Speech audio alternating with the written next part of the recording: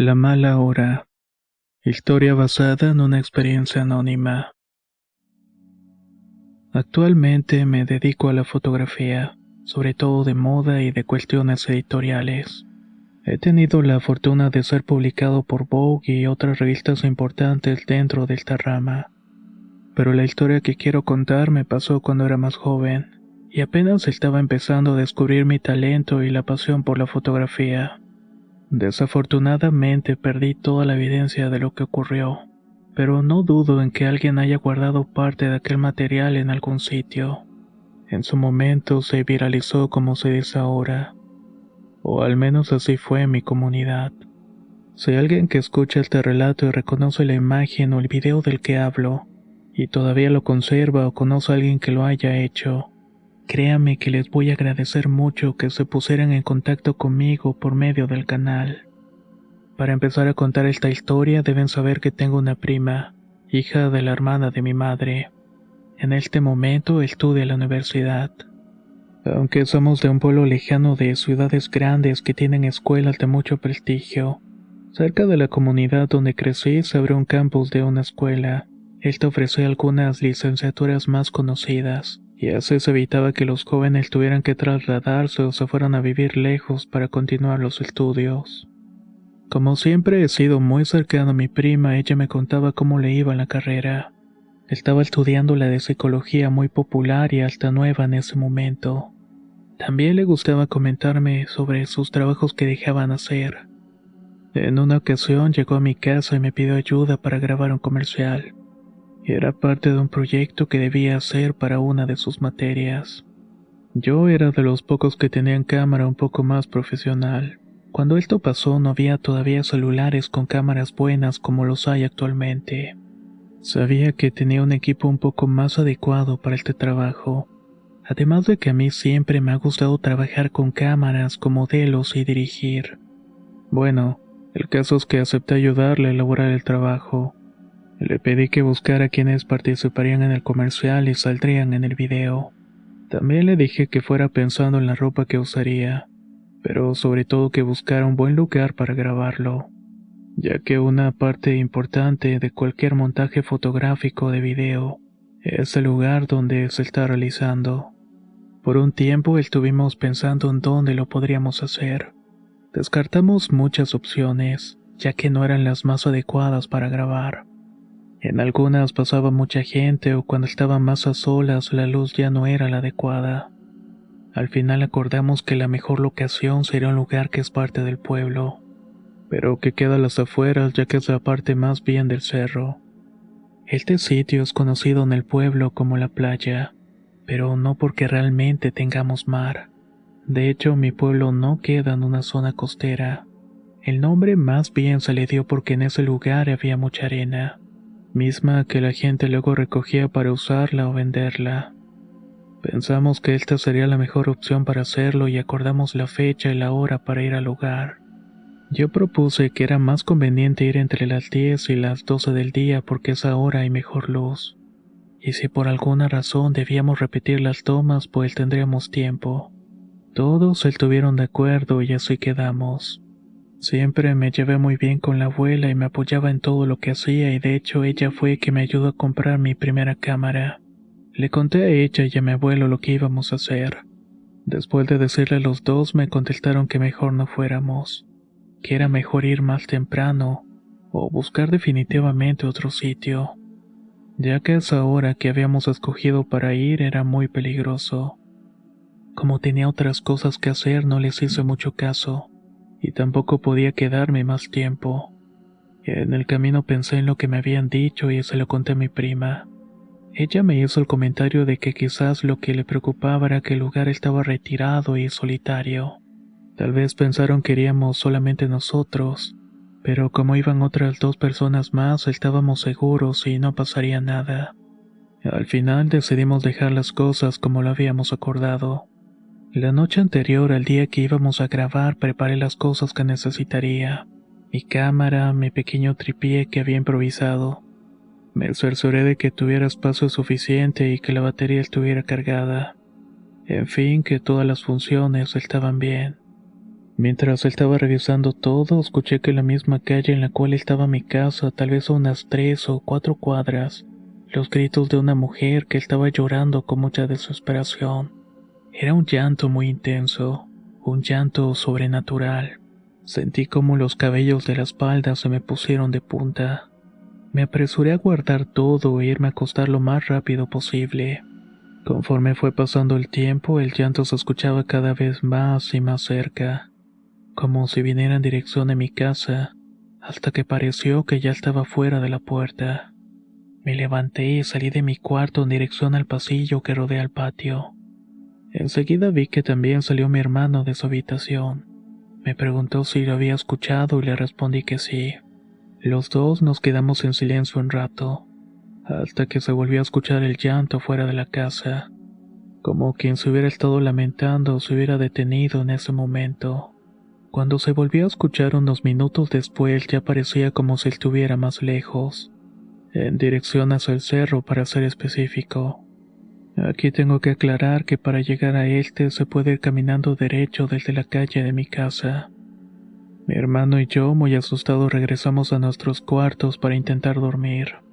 Al día siguiente nos reunimos con mi hermano. Él sería uno de los modelos de comercial, mi prima y una compañera suya de la universidad que también saldría en el proyecto con ella. A nuestro grupo también se quería integrar un sobrino pequeño que en ese momento tendría unos 7 u 8 años. Mi abuela nos dijo que no lo lleváramos, porque esa era la mala hora, y era la hora de la tentación. Nosotros, al ver la insistencia del niño por querer ir, le dijimos que entre los 4 lo íbamos a cuidar.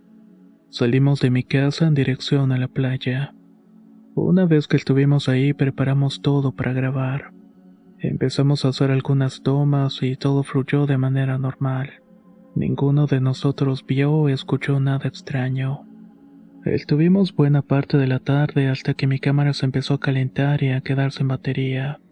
Le dije que teníamos todo para el trabajo y solo era cuestión de editarlo y que mejor nos fuéramos. Ya en la casa descargué el material. Lo recorté y lo uní de manera sencilla a los videos para que quedara todo en una sola toma. Le pasé los archivos en una memoria a mi prima para que pudiera presentarlo y hacer su exposición en la escuela. Dejé el video editando en mi computadora, así como el resto de lo que se había grabado. Le entregué todo el material antes de que fuera el día de su presentación, confiando en que todo estaría bien. Días después de que le entregara todo, recibí por la mañana un mensaje de la amiga de mi prima, la cual era la chica que había participado en el trabajo. Me decía que había parecido algo raro mientras lo presentaban. Al principio creí que tal vez lo había editado mal, que alguien, tal vez mi sobrino, se había cruzado en alguna de las tomas. Me disculpé con ella si es que había algún error en el archivo, pero ya no recibí respuesta. Más tarde ese mismo día me llamó mi prima cuando terminó de presentar el trabajo. Me contó que al principio ellas tampoco lo notaron, pero mientras presentaban el video al resto del grupo, uno de los compañeros notó que al fondo aparecía una figura extraña. Les preguntó quién era la otra chica que aparecía al fondo del video y por qué salía tan lejos de las demás. Mi prima y su amiga no sabían qué responder. Se supone que ellas eran las únicas mujeres que estaban participando en ese lugar, o al menos eso era lo que creían. Incluso el niño que nos acompañó nos quedamos siempre concentrados en un mismo punto. Nunca notamos que alguien más pasara o estuviera cerca de nosotros. Pero ahora todo el grupo veía claramente la figura.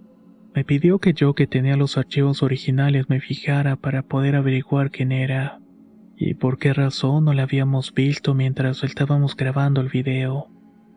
Mientras lo estuve editando no me había percatado de esa presencia. Ahora que mi prima lo había proyectado en una pantalla más grande lo noté. De inmediato revisé los archivos que tenía mi computadora y todo era cierto. Ahí estaba. En una parte del video apareció una figura de una mujer de cabello largo, vestida de una manera similar a las otras que aparecían en el video, pero llevaba una falda, una que dejaba ver sus pies que no eran humanos, eran más bien como los de un animal, de un caballo o tal vez un chivo. Por más que acerqué la toma e hice lo más grande que pude, la imagen no lograba ver con precisión. Pero los pies no terminaban como los de un ser humano. Se curviaban como si efectivamente fueran los de un animal. La chica imitaba sus movimientos y fingía que se maquillaba sosteniendo un espejo de sus manos. Y luego parecía que estuviera posando para la cámara. Cuando este tipo de figuras se ve en los videos, no muchas veces es muy claro o no se percibe. Pero en este caso se lograba ver que esta mujer tenía patas de animal y estaba imitando los movimientos de mi prima y su amiga. Tampoco fue algo que se viera de forma rápida, o que solamente cruzara la toma.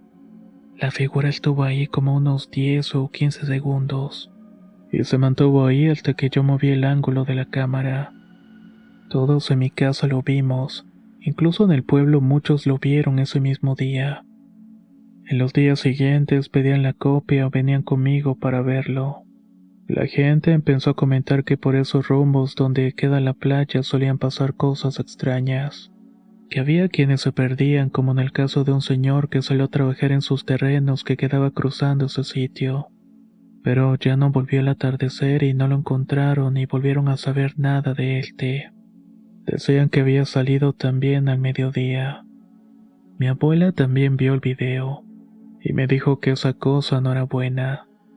Por esa razón nos había advertido que no debíamos ir a ese lugar a esa hora, ya que desde que era pequeña se comentaba que en ese lugar a las 12 del día se aparecen cosas malas, mujeres que seducen y pierden a los hombres.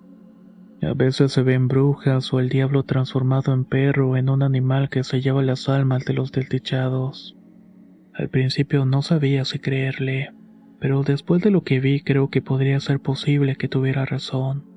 Ni yo ni mi madre de los que conozco regresamos a ese lugar ni al mediodía ni en ninguna otra ocasión. Hay quienes son arriesgados y sí se atreven a ir incluso de noche. Ahora que hay internet dicen que quieren hacerse famosos o subir algún video a alguna plataforma, pero creo que hasta ese momento ninguno lo ha conseguido. Yo eliminé todo lo que se grabó ese día por miedo. Mi abuela creía que no debía tenerlo en la computadora porque ahí estaban esos espíritus guardados y me acecharían todo el tiempo. Le hice caso y terminé borrando los videos. Ahora me arrepiento de haberlo hecho, porque no se ha vuelto a ver o a grabar algo tan claro como lo hice yo en su momento. La gente ya casi no suele visitar ese lugar como antes lo hacía, y quienes van tienen cuidado de no ir en la mala hora. Si alguien que escucha este relato recuerda o vio este video, por favor, hágalo llegar al correo de Relatos de Horror. Muchas gracias por escuchar mi historia. ¿Qué tal, comunidad de Relatos de Horror? Espero que hayan llegado hasta el final de esta historia. Una que posiblemente te dejará igual de intrigado que a mí, ya que me dio una gran curiosidad ver este video. Pero ya saben, si recuerdan algo de él o lo vieron en alguna ocasión, háganlo saber en los comentarios o directamente al correo electrónico. Soy Antonio de Relatos de Horror y nos escuchamos muy pronto.